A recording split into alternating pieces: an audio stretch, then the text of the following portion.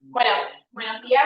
Gracias por venir a la charla del día de hoy en el marco de nuestro ciclo de charlas de TIGEVA, que va a estar a cargo del doctor Pablo Forte y se titula Descifrando el ciclo de vida de la ceniza volcánica.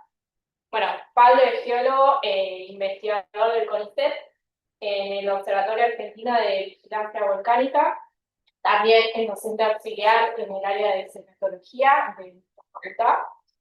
Y durante su carrera ha participado en el fortalecimiento de las redes de reducción del riesgo volcánico en toda América Latina, desempeñando diversos roles dentro de la Asociación Latinoamericana de Volcanología, y actualmente participa en la creación de una red argentina de volcanología bajo el paraguas de la Asociación Geológica Argentina.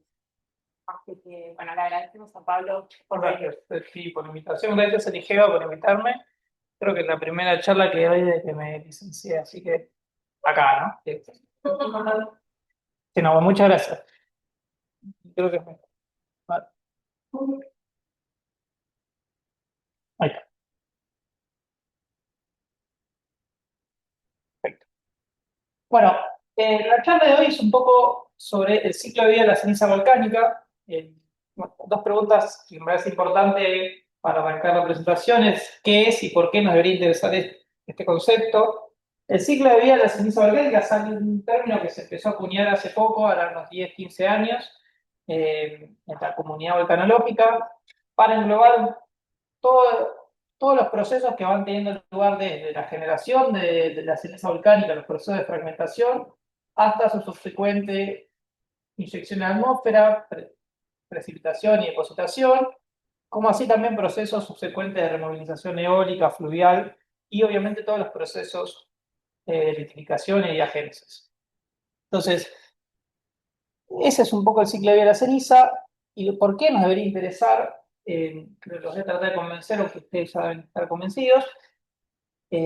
Argentina es un país con mucha actividad volcánica, tenemos en total 38 volcanes activos, 38, 39, un poco de debate, pero por ahí nomás, segmentados en tres sectores: zona volcánica central, la parte sur, zona volcánica sur y la zona volcánica austral con un poquito menos de actividad. Nuestro principal foco de actividad volcánica hoy en día es la zona volcánica sur, seguida en menor instancia por la volcánica central. Tenemos, además de nuestros volcanes, tenemos 66 volcanes que están completamente en Chile, más 21 de esos, bueno, de esos 38, en realidad 21 son binacionales y tenemos 17 completamente en nuestro sector del país.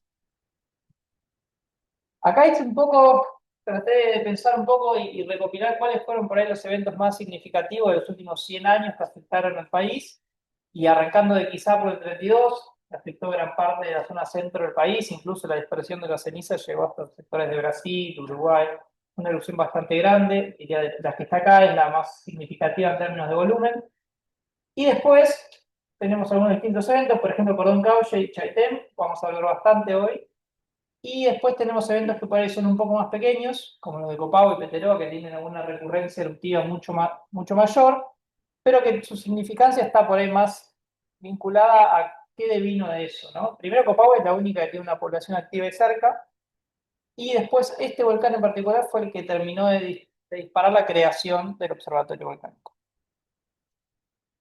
Si miramos los patrones de dispersión de la ceniza volcánica cuando en erupción, es claro que la ceniza volcánica es el principal peligro que afecta a nuestro territorio. Cada una de estas, por ejemplo, esta es la de Lascar del 93. Hudson fue una erupción también muy significativa, que emitió más o menos 4 kilómetros cúbicos no, un poco menos, 3 kilómetros cúbicos creo, de material. Por ejemplo, fue 3 veces más grande que la de Cordón Cauche o Chaitén, que emitió en 1 kilómetro cúbico. Y obviamente toda esta dispersión y toda esta ceniza genera impactos en nuestras comunidades. Y finalmente, entender un poco el ciclo de vida de la ceniza volcánica, esperamos que nos ayude a mitigar este tipo de imágenes, como las que son todas fotos de la última erupción de Cordón Cauche. Entonces, un poco la idea de comprender el fenómeno volcánico y estudiar ciencia volcánica, por lo menos desde mi óptica, lo más interesante es tratar de llegar a mejorar la comprensión y la reducción de este tipo de consecuencias.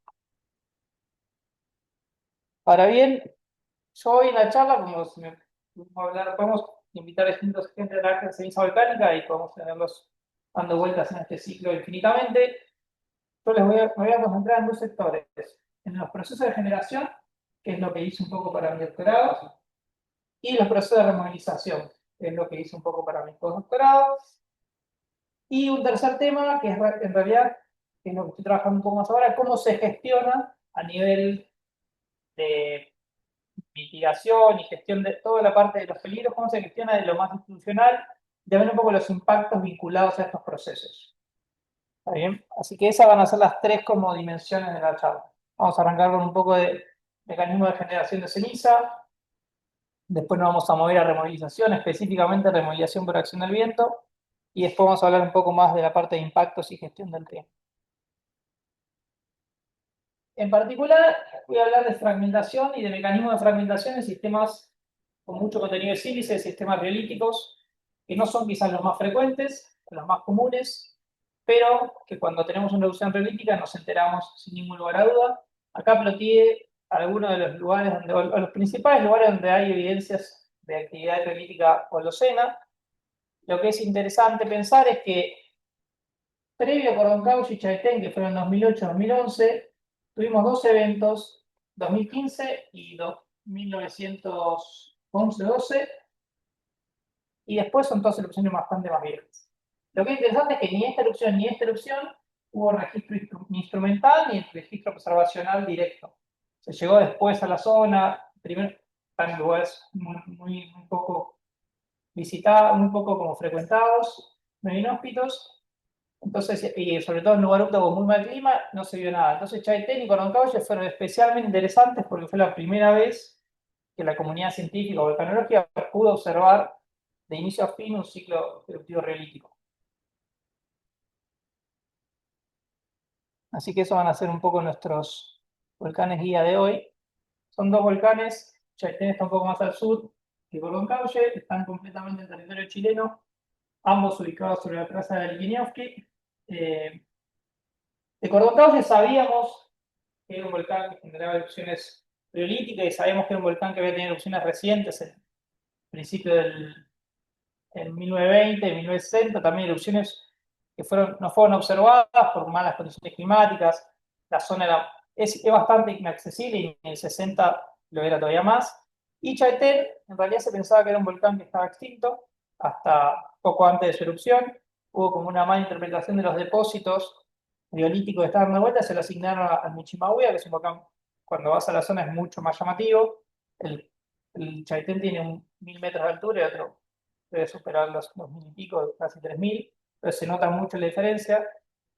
Y producto de una mala interpretación de depósitos, pensaron que Chaitén no estaba haciendo nada y bueno, lo sorprendió una buena erupción neolítica. Lo que fue más llamativo y más interesante fue que, bueno, una fase explosiva que duró unos 10 días, una fase fusiva con la emisión de un domo reolítico, esto es obsidiana pura, esto es un bodoque gigante de obsidiana, este es el borde del volcán. Pero lo que es interesante es que se observó algo que no se había visto nunca, que es una fase transicional. ¿Qué quiere decir una fase transicional? Que tuvimos actividad híbrida, quiere decir que tuvimos efusión y actividad explosiva del mismo conducto. O sea, del mismo lugar teníamos un domo y teníamos emisión de material piroclástico. Esto vino un poco a tirar por los aires los modelos clásicos que teníamos sobre actividad silícica o riolítica, en el cual tenemos una fase de fragmentación en la cual está dada por exsolución, sobrepresión, finalmente rotura del fundido en partículas, y que cuando ese desgasado se empieza a realizar de una manera más eficiente, se pasa a una fase fusiva, y bueno, y todas las posibilidades, ¿no? Que directamente el magma se desgase y tengamos... Pero este modelo se vino a romper al observar estas erupciones, en la cual estas dos cosas podían coexistir en espacio-tiempo. Entonces eso dio lugar a muchísimas investigaciones, siguen dándolo, solo medio a modo como de chisme o de algo medio decorativo. Acá hicimos un trabajo recopilando qué volcanes de la zona volcánica sur generar mayor número de publicaciones, y fíjense que Toronto y Chaitén están casi arriba de los 120, 150 trabajos por volcán, en revistas internacionales indexadas, ¿verdad? Y también obviamente son las más citadas. Entonces, son dos volcanes que dieron mucho laburo a la comunidad volcanológica internacional, y entre ellos yo logré ir por opinión un doctorado. Entonces, para esta parte vamos a pensar que vamos a trabajar con material piroclástico, obsidianas, vamos a también pensar un poco el rol del contenido de agua, y otra cosa que nos dio esta erupción que no teníamos es la resolución temporal. Sabemos con mucha precisión cuándo se fue depositando cada una de las cosas que emitió el volcán. Entonces, con estas herramientas, un poco lo que les quiero contar son algunos experimentos que hicimos para entender los mecanismos de fragmentación y qué rol está jugando el agua en ese tipo de fragmentación. Y después, que les muestre el resultado de los experimentos, mostrarle un poco qué pasa con el contenido de agua que tienen los depósitos de Chaitén. Y a ver si lo que hicimos experimentalmente tiene alguna pista de lo que estamos viendo en los depósitos. El concepto general de estos experimentos es calentar un vidrio, un pedazo de obsidiana, a alta temperatura, condiciones atmosféricas. Obviamente el vidrio tiene agua residual almacenada. Si uno lo expone a alta temperatura, tiende a disolverse esa agua. O sea, después que se cruza lo que es la transición vítrea del material, empieza a haber exsolución de volátiles y empieza a formar burbujas. Esto es una imagen de microscopio de una muestra, una sección delgada de vidrio que está siendo calentado, y se fijan, empiezan a ver cómo empiezan a aumentar y a aparecer las burbujitas. Bueno, eso es gas que está siendo exsuelto desde el vidrio, o sea, desde el fundido ahora, por tanta temperatura, y empieza a darle como más volumen y desarrollo a las burbujas. Obviamente estas burbujas empiezan a generar sobrepresión, ¿no? Acá hay un mapita de temperatura contra contenido de agua. Ya había varios rangos experimentales explorados. Lo que era llamativo es que en el rango, uno piensa en que un sistema magmático como el de Chaitén, en el reservorio se estima que hay 6% de agua más o menos. Y vamos a ver ahora que el rango de material del agua del material emitido anda entre 0,5 y 2%. Entonces, lo que era llamativo es que nadie había explorado este rango. Entonces dijimos, che, ¿por qué no exploramos este rango? Justamente es el rango de las condiciones realmente eruptivas. Había un por qué nadie había explorado ese rango, que era que pasaba algo en los materiales, que finalmente fue como lo que logramos de alguna manera cuantificar. Bueno, acá está este rango. Nosotros lo que hicimos fue, agarramos este rango, hicimos experimentos con distintos contenidos de agua, muestras naturales, seleccionamos muestras, medimos el contenido de agua y después las metimos a distintas temperaturas. Fuimos viendo qué pasaba. Este es el setup experimental. Teníamos un horno que tenía una ventanita ahí, entonces bajábamos y podíamos filmar lo que estaba pasando. Teníamos dos cámaras, una cámara de alta velocidad y una cámara normal que grababa 60 frames por segundo. Luz adicional, porque cuando trabajas a alta velocidad con la cámara necesitas iluminación adicional, y una termocupla, varias en realidad, pero una láser que es, este era el chip de obsidiana que poníamos acá adentro, que estaba monitoreando la temperatura, y después teníamos un par de termocuplas para ver cómo iba calentando el horno y demás. Entonces lo que hicimos básicamente fue poner esa muestra y ver qué pasaba. Básicamente lo que pasa es que la muestra empieza, en un momento, después de cierto tiempo de que se empieza a dar la nucleación de las burbujas, empieza a crecer volumétricamente. Y cuantificamos ese crecimiento para todos esos experimentos. Y lo que encontramos básicamente cosas que ya se habían encontrado en la literatura, que era, si vos pones una muestra y la dejás seguir cantidad de tiempo, de volátiles, empieza a crecer, crece y llega a un punto de equilibrio y la muestra queda ahí como una pómez. O sea, acá estamos pasando de lo que es una obsidiana a una pómez, básicamente. Después lo que vimos también es que si algunas muestras las dejabas un poco más, después de que crecían, se empezaban a comprimir de vuelta. Eso también era un comportamiento ya descrito, incluso visto en la naturaleza. Y después lo que fue interesante es que para un rango específico de contenido de agua y de temperatura, las muestras crecían, crecían, crecían y en vez de estabilizarse o disminuir, se fragmentaban. Acá creo que funciona, hay un videito de... Estos son a 30.000 frames por segundo, entonces es una instancia muy final del experimento.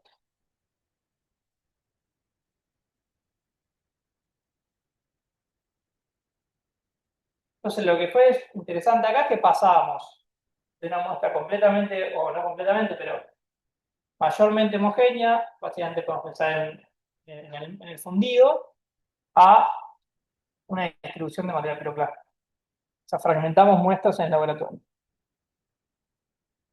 Y estas son las distintas curvas de comportamiento. Esta es la relación del área inicial contra el área que iba evolucionando, contra el tiempo, y podemos caracterizar los tres tipos de comportamiento observados. Y esto se podía replicar sin ningún problema.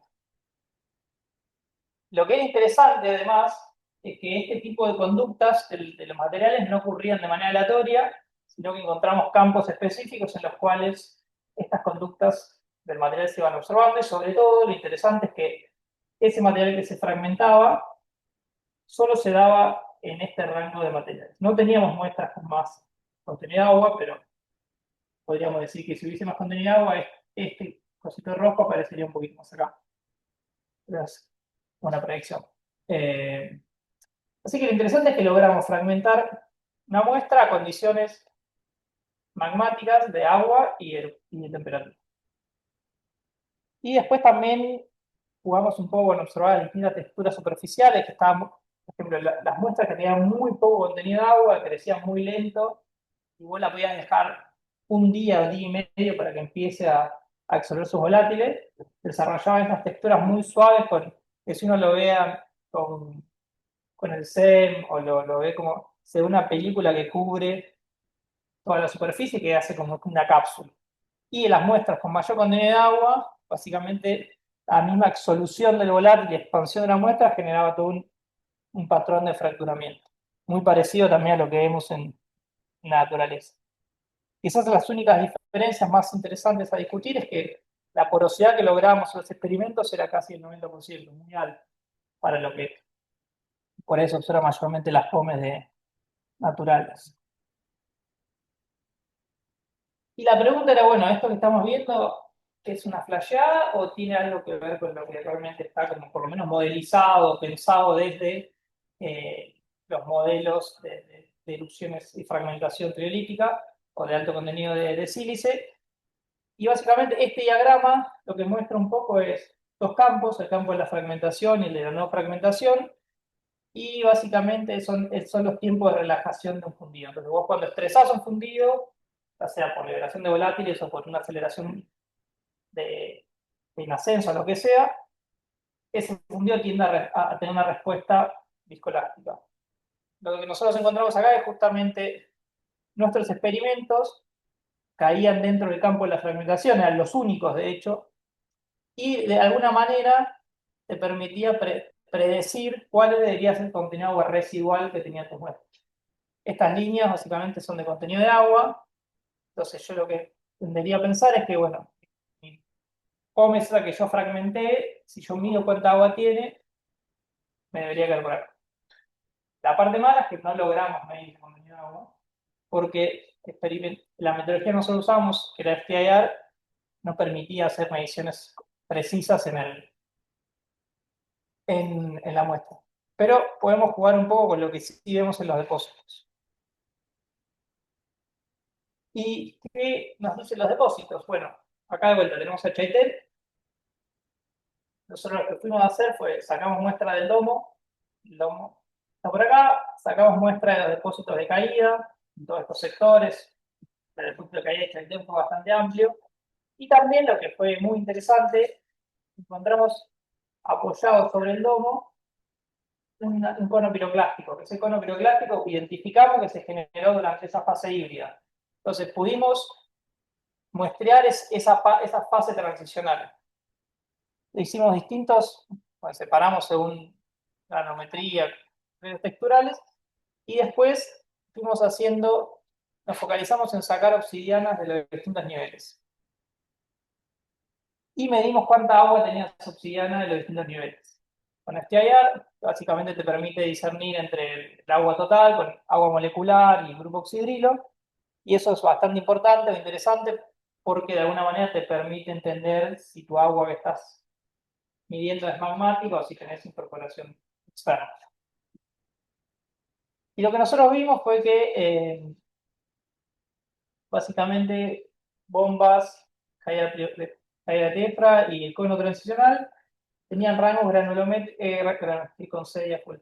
Rangos de distribución de agua unimodales, un poco estirados, pero lo más llamativo es que todos, bueno, las bombas directamente cortaban acá en 0.5, 0.6, y después para los otros dos aparecían acá una cola o una segunda moda en el rango de 0.1, 0.3.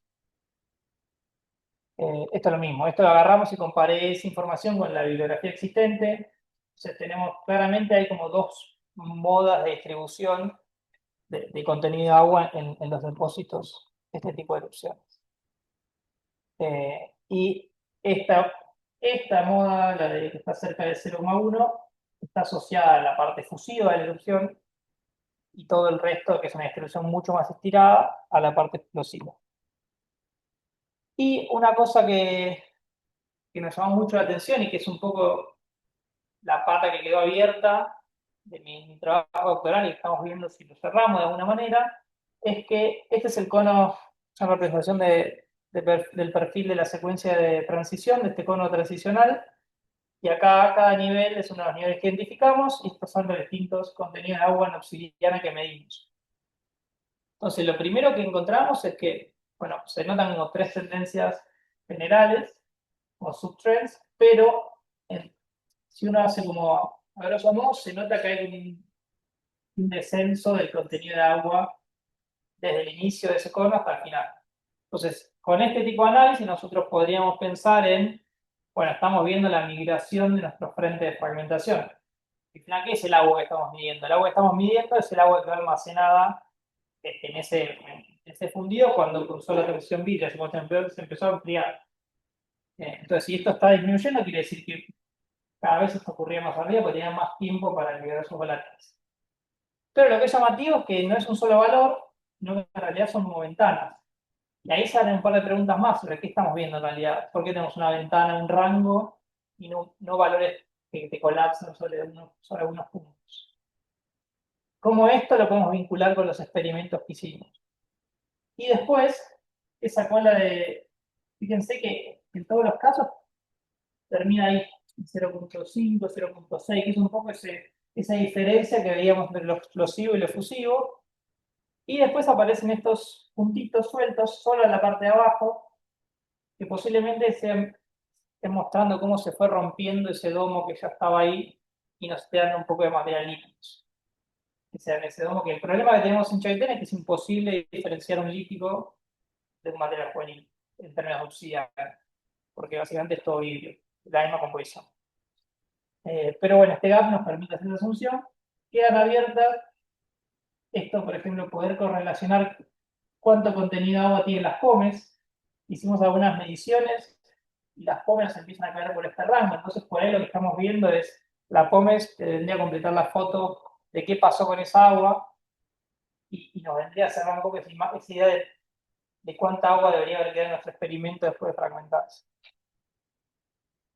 Así que nada, todas preguntas más que respuestas, pero trabajo que está ahí como ahora estamos tratando de dar una vuelta de tuerca. Ahora vamos a hacer un cambio de chip. Pasamos a entender otra cosa. Ahora vamos a pensar otra cosa que es qué pasa cuando la ceniza se deposita y después que se deposita, ahí esa parte vamos a hacer que no sabemos nada porque hay mucha gente que trabaja en toda la parte de dispersión y depositación. Nosotros nos vamos a enfocar en qué pasa una vez que eso se deposita.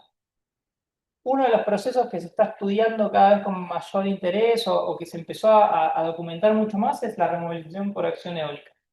Acá tenemos un plot, obviamente de distribución volcánica. Estos cambios de color son son cambios en la velocidad promedio del viento, digámoslo así como a grande modo.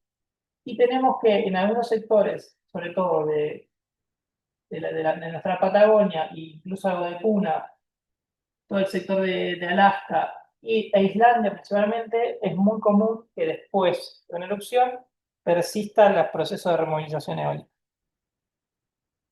Sin entrar en mucho detalle, obviamente la ceniza una vez que se deposita está sujeta a las comunas de la ley del movimiento de partículas por acción del viento.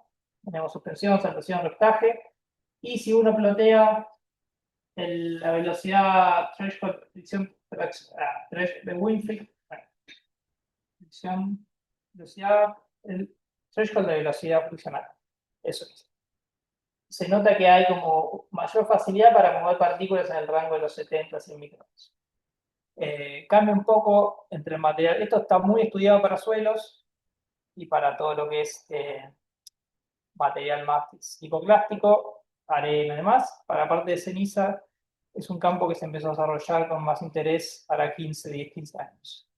Y obviamente tenemos, en función de cuánto material se pone en removilización, podemos tener como distintos niveles de distinta intensidad de estos procesos. Podemos tener, es muy común ver remolinos, y después tenemos tormentas, en el otro extremo, tormentas completamente severas que no se ve nada, y que lo interesante es que el efecto es exactamente igual o peor que estar en erupción.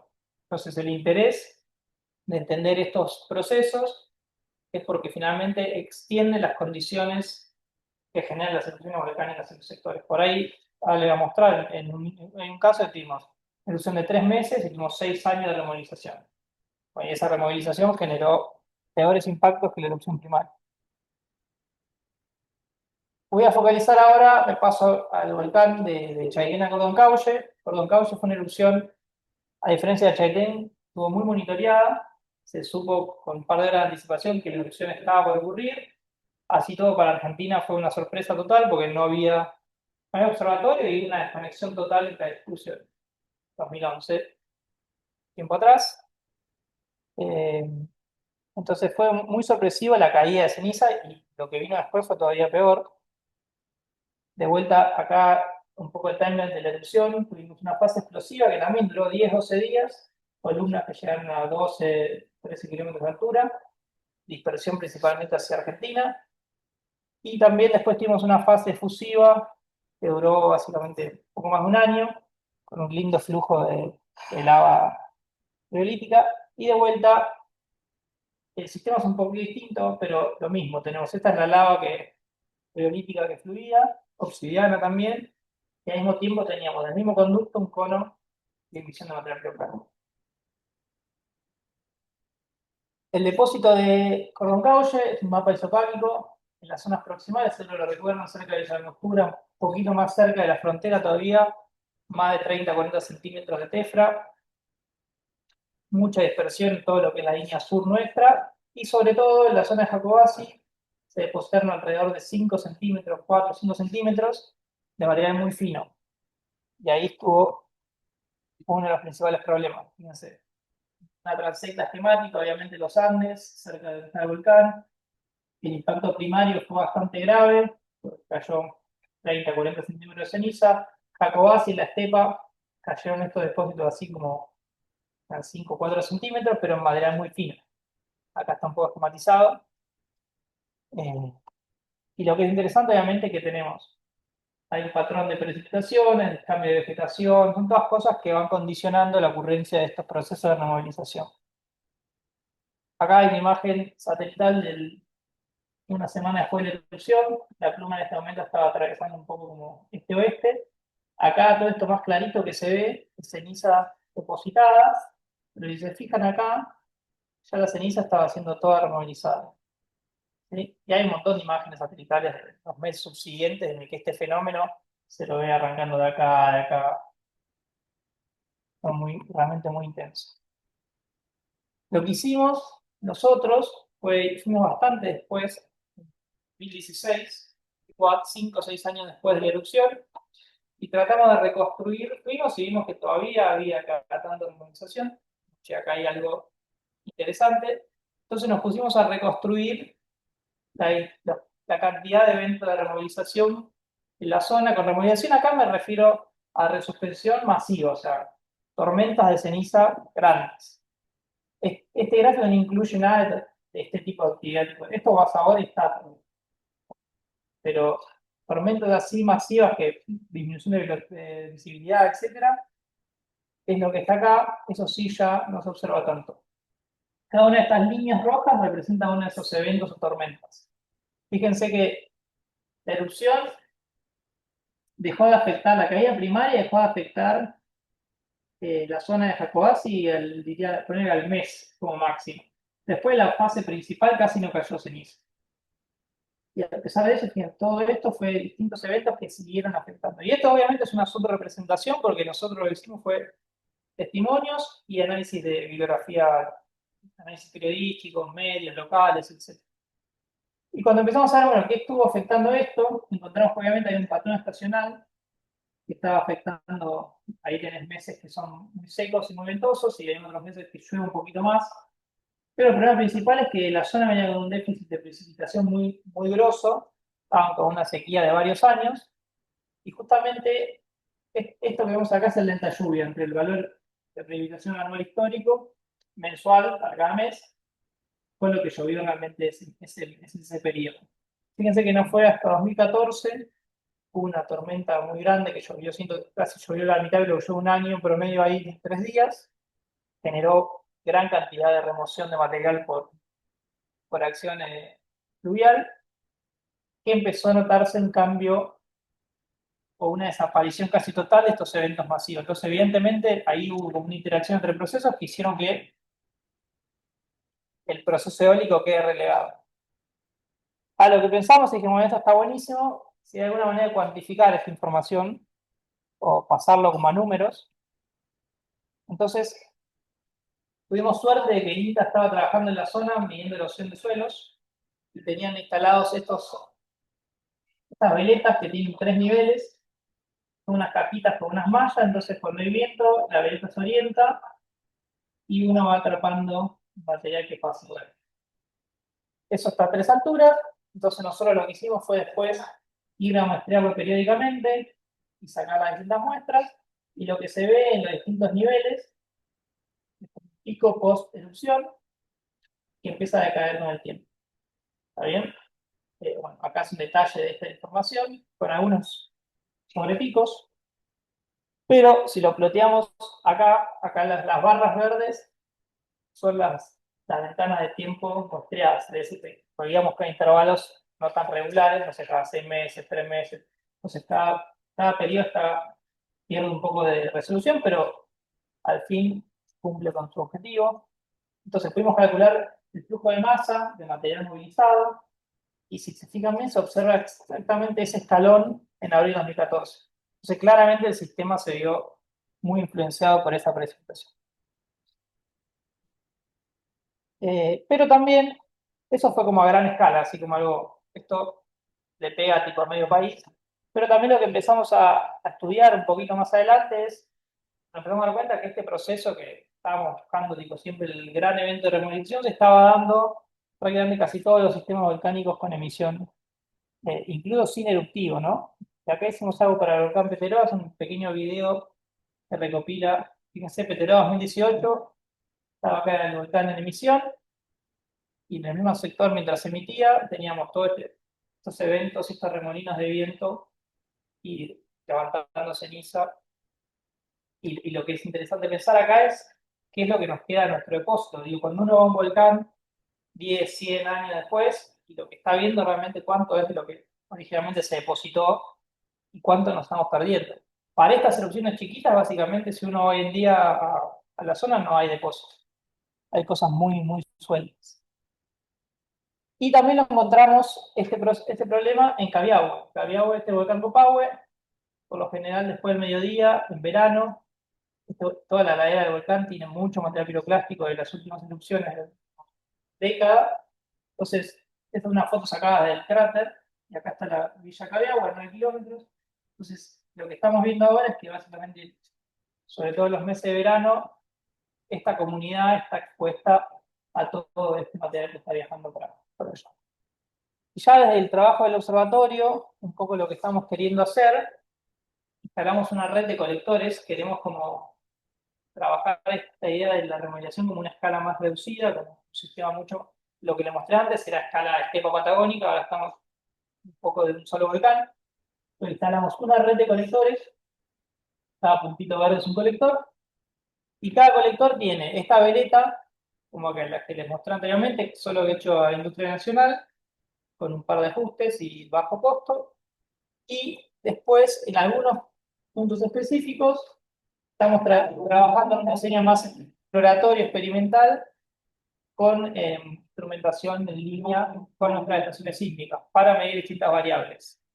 Acá la red, obviamente, este es el canal de Ricopau, está instalada en el lado argentino, que es principalmente la dirección de dispersión del material.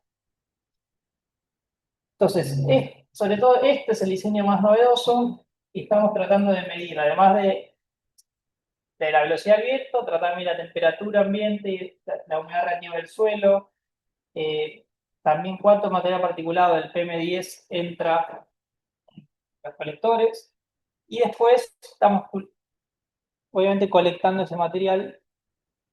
Acá en el ejercicio, básicamente uno remueve y saca, va limpiando y va los distintos niveles, va tratando de colectar y pesa y puede hacer todos los estudios texturales y granulométricos del caso. De hecho, para la erupción de depósito de cordón cauche se trabajó mucho en la parte textural y de caracterización de los depósitos de remodelización, que es algo que no puse acá en la charla, porque sí hace muy largo, pero que también fue toda una línea de trabajo, qué depósitos dejan los eventos de remodelización.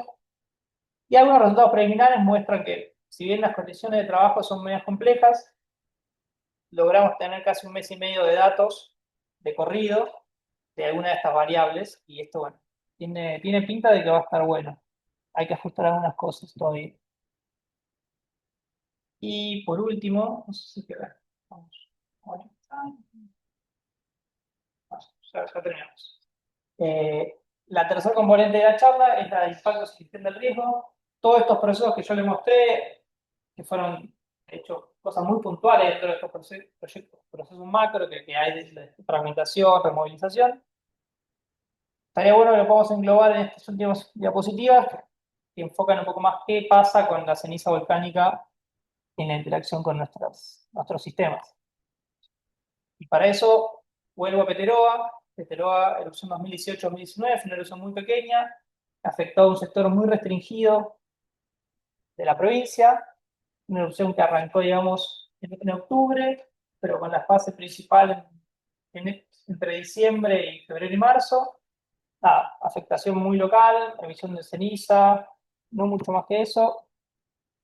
Si miramos un mapa acá está Peteroa, las localidades, Manaro, que es la que tiene más gente, está a 30.000 habitantes, está casi a 90 kilómetros en línea recta, ni se enteró de la erupción, pero en el sector este de Cordillera tenemos en verano todo lo que es las veranadas, gente que entra, las zonas bajas de Las Loicas, Barra Blanca, con el ganado a buscar mejor alimento, agua y demás, a las proximidades del volcán.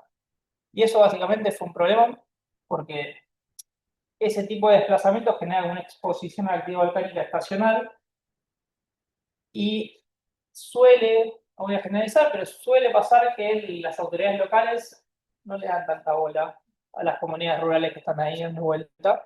Entonces, en términos mediáticos, si uno vive y preguntaba, acá no había pasado nada, no había afectado a nadie, y a nosotros nos entró esa duda y entonces nos metimos a explorar un poquito más, a ver qué había pasado. Y para eso, lo que hicimos fue armar un equipo de trabajo interdisciplinario con geógrafos, antropólogas y gente más de geología, de volcanología, para comprender de alguna manera integral qué es lo que había pasado ahí. Un poco el ejercicio fue ese, tratar de empezar a combinar y empezar a dialogar interdisciplinariamente para tener una foto un poco más amplia. No les voy a contar mucho lo que hicimos, solo algunas cosas. Este tipo de productos son los que podemos generar. Hicimos entrevistas con los costeros de ahí y pudimos de alguna manera cuantificar el impacto en distintos niveles de las actividades, incluso de la salud de la vivienda. Obviamente el impacto fue generalmente bajo, porque fue una erupción baja, una erupción pequeña, digo, pero así todo aparecieron algunas preocupaciones, algunas pautas que nos dieron como que había cosas que habían salido, que habían funcionado mal desde el punto de vista de la gestión. Acá esto lo hicimos con el Joaquín también, toda la parte de lixiviados. Cada uno cae ceniza y nos interesa saber qué de esa ceniza se desprende o se transfiere al medio, acuoso en este caso, pero podría ser también cuando se alimentan los animales, se podría hacer ensayos para ver cómo se afecta o qué elementos se liberan en la digestión de una vaca. Y notamos eso, que hubo algunos cambios muy menores en las composiciones, pero nada muy significativo. Algo que es interesante, le preguntamos a la gente como nosotros, uno va ahí y dice, los volcanes están viviendo a 10 kilómetros del volcán, esta gente está sufriendo con el volcán, donde le preguntabas qué problemas la comunidad estaba afrontando a 6 meses de la erupción, hablaban del puma, hablaban de la sequía, como también es importante siempre tratar de entender cuáles son las problemáticas en los territorios donde uno está laburando. Y hay mucho problema también ahí con lo que es la tenencia de la tierra, ¿no? Hay gente con condiciones muy precarias, tenencia de tierra. Entonces, todo esto marca que finalmente la ceniza volcánica y entender los procesos físicos son una parte de, pero después tenemos todo lo contraparte ahí, que es más lo social, que finalmente si uno quiere mitigar algo, tiene que también poner eso dentro del abanico de temáticas a trabajar. Y eso, nada, generamos este trabajo, encontramos como 3 ejes principales en los que había habido fallas importantes y que lo que está bueno es que, no sé si está bueno, pero ahora el Peteroli, 6, 7 años después, está de vuelta con la actividad. Es una foto de la semana pasada, pero está generando explosiones muy pequeñas que están afectando a un sector de vuelta. Hay una mancha que es ceniza, que es lo único que hay de ceniza, después mucha emisión de gas y algunas columnas menores. Todavía estamos en temporada de invierno, entonces no hay granadas. Instalaron un centro de esquí ahí al pie del volcán, entonces hay otro problema adicional. Pero en función de la experiencia que adquirimos, ahora estamos trabajando, por ejemplo, en un proyecto para entender cómo en la localidad de Malargüe, o los pibes de Malargüe, en realidad las escuelas, perciben la actividad volcánica y todo lo que está vinculado a los peligros y demás. Así que creo que está. Muchas gracias.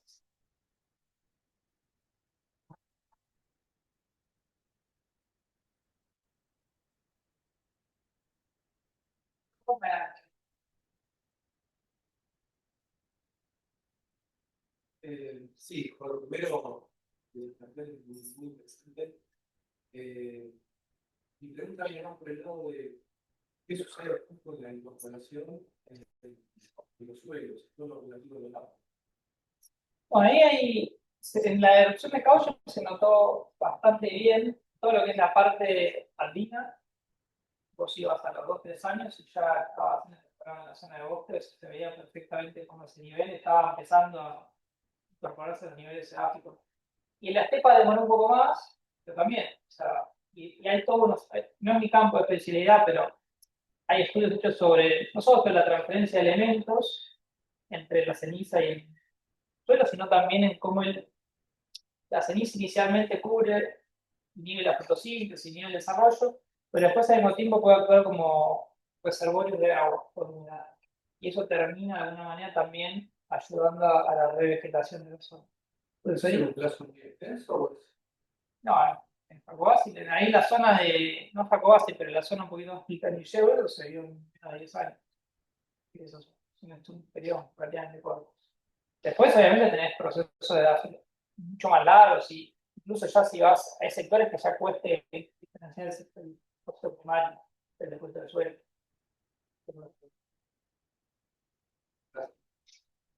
Presentaciones también hermosas, todo lo que mostraste. Preguntas varias me quedaron. Vos mostraste los gráficos esos de tres con umbral, velocidad umbral de viento.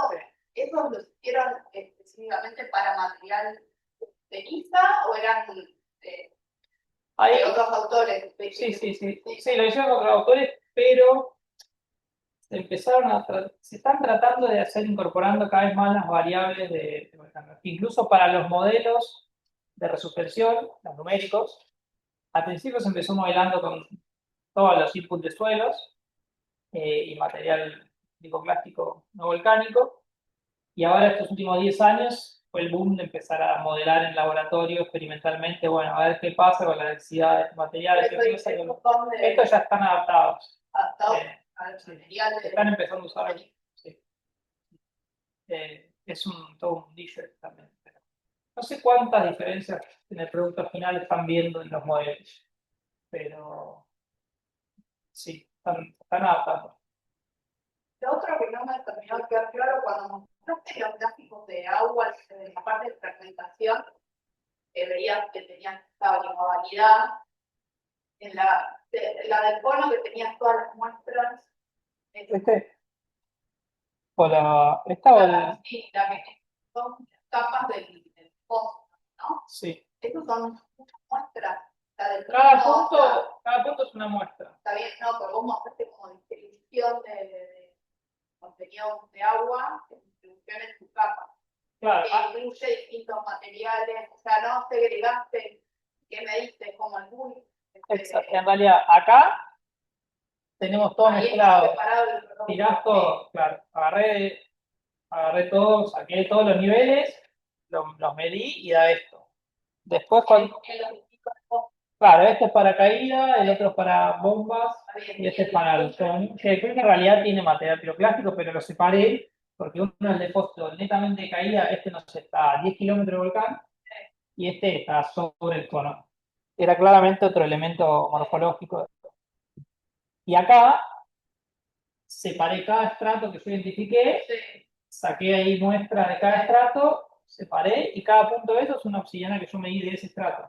Y después cada obsidiana tiene, no sé, 10, 15, vos pones en el FTIR como tu muestra pulida y después vas midiendo. Y hacemos promedios.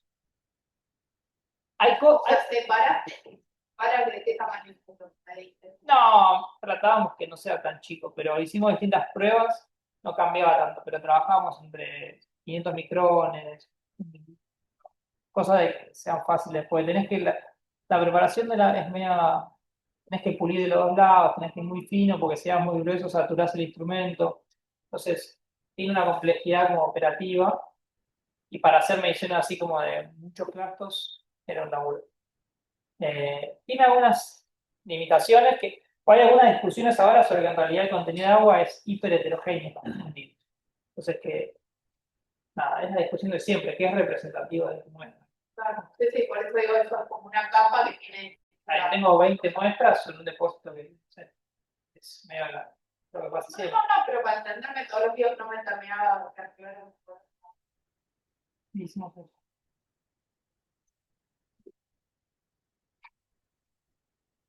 Bueno,